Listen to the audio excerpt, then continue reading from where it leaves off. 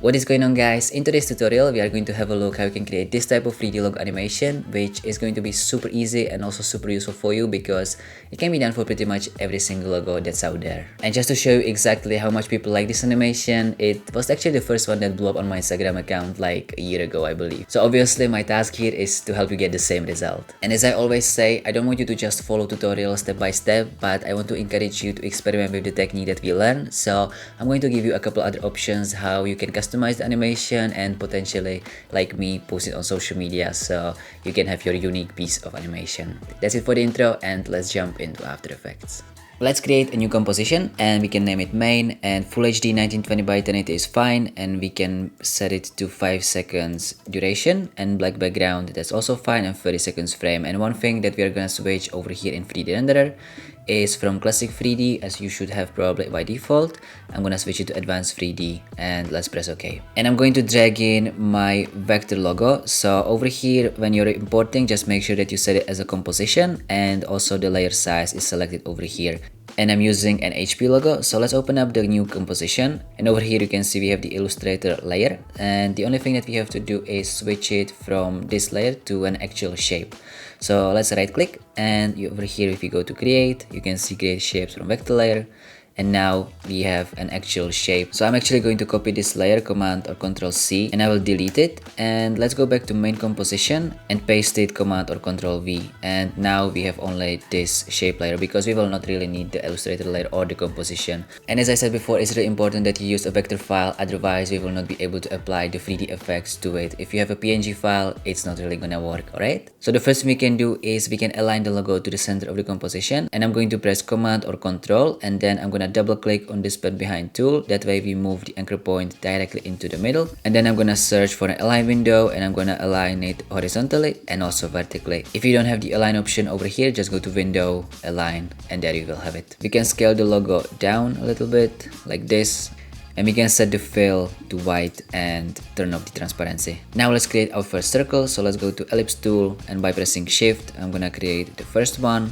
Now we have to turn off the fill, so by pressing Alt, I'm clicking over here, and then I will give it 1 pixel of stroke, and let's make sure that the stroke is white. Perfect.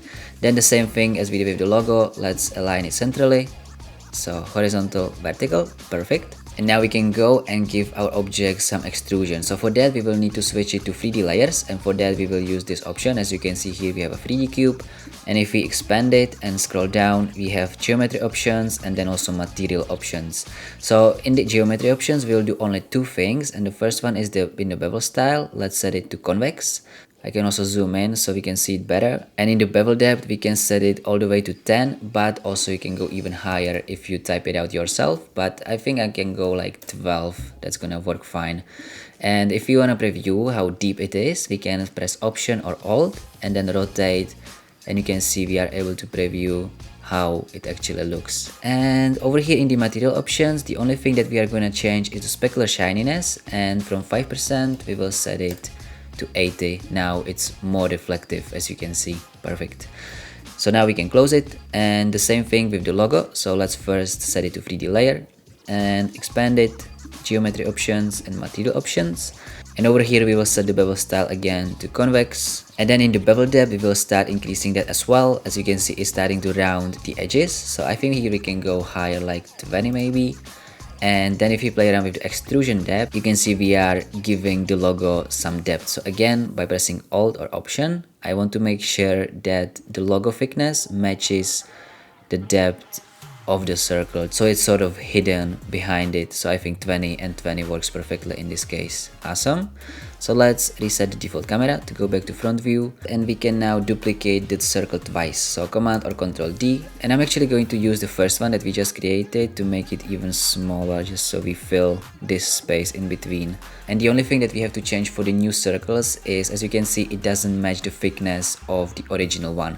So if we again expand the geometry options, we just need to increase the bevel depth even more. So if we give it like 15, now you see we are starting to match the thickness of the original circle. Over here you need to rely on your eye, but yeah, just do your best. And let's take the last one, and this one we can extend and make it a little bigger. And the same thing again, let's expand geometry options, and let's reduce this one to, let's say, 8. Perfect. So in the end, I got a sequence of 4. So 16, 12, and 8 in the bevel depth value, just to make sure that they are the same. Now we are pretty much done with all the modeling, and let's go and apply some lights. So let's go to Layer, New, and Light. And I'm gonna pick a point light in the drop down, and because it's HP, I'm picking a nice rich blue color, intensity 100, and let's press OK. And as you can see, my logo looks super disgusting, and the reason for that is that I forgot to increase the specular shininess. So let's go to the logo, expand it, and in the material options, as we did with the circles, I'm gonna increase the specular shininess from 5 to 80%. So we can play around and position the light more to the right side. You can see we are getting nice reflective edges over here, here, and also on the letter P, and that's because of the bevel value. So if I go back to the geometry options, and if I maybe test like 30, you can see it's getting even stronger like here. If you feel like, you can even crank it up to, let's say, 50. That's even stronger, but in my case, I'm gonna leave it at 20. I think that works perfectly. The next thing we can test is just playing around with the position of the light. So I'm going to place it a little bit behind. If you want the precise value, then if I bring the position, you can see I have minus 340 like this on the Z value. We can now duplicate the light, Command or Control D, and this one we can put maybe over here and then at the bottom. And let's expand the options, and in the light options I can set it to maybe nice orange color like this, so we have at least 2 colors. And if I bring the position by pressing P again, and we can put it even further back, so the orange is not that strong like the blue one, and perfect. Now it's totally up to you how many point lights you want to add and the colors that you want to give them. But I'm good for now, and I'm going to add some extra lights later on, because now I want to animate it to make sure that I know how it looks when it's actually animated. Just really quickly guys, if you're finding these videos helpful, then I would really appreciate if you could subscribe to my channel, because that's the way how you can see that you're finding these videos valuable. And if you're serious about growing your freelance or animation career, then you can join my free weekly newsletter, where I'm sharing practical tips or lessons that I learned on my own journey, so you don't have to do the same. And pretty much every email is designed to help you regardless of where you are in your career. So if you want to join and learn more, then you can find the link down below in the description. So let's select all our circles and the logo, and press R to bring up the rotation values. And let's go, let's say 4 seconds or 3 seconds forward. That's gonna be fine. And let's start setting some keyframes. So in this one, which is the biggest circle, I can set a keyframe for the X rotation. For the middle one, we can set the Y rotation, and for the smallest one, we can again set the X rotation like so. And if you go to the 0 keyframe, we can now play around with the values. So let's go to the biggest one, and over here I'm gonna set the rotation to 180. So it makes a full half circle like so. And in the middle one, the same thing, but on the Y rotation again, but now it's gonna rotate this way. I'm actually gonna turn on the transparency just so we see exactly what it's doing. And for this last one, let's again set it to 180 on the x-axis. But the only problem is that now it's rotating simultaneously with the biggest one, and it doesn't have any sort of variety. So let's give this circle half of 90 degrees, which is 45. And now it's going to be exactly in the middle of the biggest one and the middle one. And of course, the last thing that we are missing is the logo itself. So let's go again back to the first second. One thing that you have to remember when you're giving objects 3D extrusion, you have to make sure that the anchor point is still in the middle. So let's select the logo, and by pressing Command or Control, let's again double click on the pen behind, and now the anchor point is also considering the extrusion. Perfect. So let's set some rotations, X, Y, and Z for now, because I'm not sure which I'm gonna use. And let's go to the middle, which is 115 for me. And let's make sure that the logo, like I said, is hidden behind the circles. So minus 90, and then I'm also gonna give it 45 or minus 45, sorry, over here. As you can see, the logo is not completely hidden behind the smallest circle, but that's totally fine. The animation is going to be quite dynamic anyway, so no one is gonna notice. And then if you just cut the logo layer like this, and we can also give it some Z value, let's say plus 45, just to give it some extra rotation. And if I again bring up the black background, and if I preview, you can see we have super clean logo reveal animation with these circles. Also, as most of you probably have guessed already, we will also smoothen out the keyframes. So let's select all 6 keyframes of all 3 circles, not the logo itself yet. We will do that later. Let's press F9 to make them easy ease.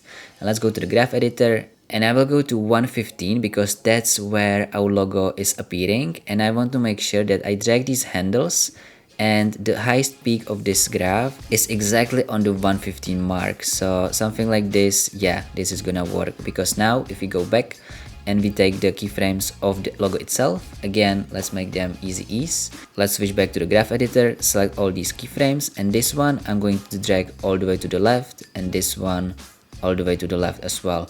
If I select all of them and go back to the graph editor, you can see we are mimicking the shape of the peak that we created for the circles. So that's why we didn't create the same shape in the graph editor for the logo. So if we preview the animation, you can see it's starting very slowly, and then it's fast in the middle, and then again it's super smooth at the end. Let's close all our layers and let's extend our view, and we can now start playing around with some more details. Let's for example take the blue point light and Command or Control D to duplicate it, and I'm going to position it closer to the logo like this. And now I want to show you a little trick how we can make the logo way more interesting. So let's take the logo layer and again Command or Control D to duplicate. And in this case, let's bring up the geometry options and let's turn off everything. So the bevel style to none, bevel depth to 0, and extrusion depth to 0 as well. And just to see better, I'm going to reduce the specular shininess for now to 0%. And you can see it's sort of glitchy because it's fighting with the logo underneath, but that's easy fix. If I bring up the position, you can see now it's 12.6 pixels over here, so let's reduce it to 12. Now we made sure that this layer is slightly in front. And let's go back to the specular shininess in material options, and I'm going to increase it from the original 80% to 92%. This was our original look, and with this layer you can see the difference it does. It's sort of more contrasty and way better looking and more interesting. And you can be asking, why didn't we just increase the specular shininess of this logo from 80 to 92? Well, the reason is because then it would also affect the bevel and how reflective the edges are. I can actually show you directly. So if I increase the specular shininess of the original to 92, now you will see it doesn't have such an effect because we also increase the shininess of the edges. So that is exactly the reason. And I'm really happy with this. We can actually preview it. You can see we have the nice blue light reflecting on top of the logo like this. And again, if I would turn it off, it wouldn't have such an impact and it's much better. So that is super easy trick how you can achieve this look. Alright, the next thing that we can do is give a bit of dynamic to the lights themselves. So let's go to layer and add a null object in layer, new and null. And let's take all three of them and we can parent them to the null. And having the null selected, we can press R to bring up the rotation and we can give it some keyframes. So let's go, let's say to, let's go to the end of the composition. Let's set the rotation to 0 and over here we can give it 1. So then it goes 360. And it gives us this rotational look for the lights. We can actually also easy ease them. So let's select them and let's go to graph editor. And we can actually target yet again the 115 mark like we did with the previous ones. I think we can move this blue light on the Z axis a little closer to us, so there is more blue on the logo like this. I think this is perfect. When it comes to the circles, I don't want them to be in the scene all the time and I want them to actually disappear. So let's go once again to the 115 mark and let's set a keyframe for the bevel depth. If we have all selected, it's gonna add a keyframe to all of them. And then let's go to, for example, 315, which is 2 seconds. And let's set all of them to 0 like this, so they actually disappear. So what we can also do is select all of them again, bring up the opacity by pressing T. And let's set a keyframe for opacity at 115 and let's go back to 315 and set it to 0 as well. And if I press U to bring up all the keyframes, I can select all of them like this for all the circles, F9 to easy ease them. And then yet again, because we are starting at 115, we can bring up these ones all the way to the left and this one as well. And now it's going to nicely disappear and the logo will stand there alone. And the very last thing that I'm going to show you is just a little bit of camera movement. So if we go to layer, new and add a camera, and we can set the film size to 36 and focal length to 40. You can play around with this later and experiment with different values. Press OK and let's go to 4 seconds. And let's bring up the transform values and set the position. And if we go to 0 keyframe, and then I'm just gonna drag it through just so we get this nice fly through animation. And again, of course, we can do F9 and go to graph editor, and in this case I can set it all the way to the left as well, so the fly through is super fast, and then it just slowly smoothen out into the HP logo. I actually really like how the logo is dark over here and then it appears yet again thanks to the light and the simple rotation animation like this. That's awesome. And of course, if you want the logo to be bigger, you can bring the camera closer and then you will have it bigger like this. And this is the final result. And as I promised, I want to give you options how you can customize it, so here is what you can do. Obviously, the first thing, you will probably work with the logo of your choice, and then I suggest you to pick at least 3 things from this list and try to customize it in a way that it fits your logo. This is for example one that I did for Nike, and in this case I'm using 13 different circles and their thickness goes from lowest to the highest. And I also didn't make them disappear, and I added an adjustment layer with CC vignette and then glow with these settings, so we get this nice lit up scene. And if I bring up the rotation values at 0 second, you can see that all the circles have different starting rotation value, which can get you the interesting ball effect. And then one extra example with Pepsi. Here I'm using 5 circles, but the only difference is basically how the camera is animated, which gives it this more sort of dynamic look. So that is it for today's tutorial. Thanks a lot guys for watching. If you have any questions, then just drop them down below in the comments. If anything is unclear, I'm more than happy to help you. And yeah, thanks a lot for your likes, comments, subscribes, and I'll see you next time.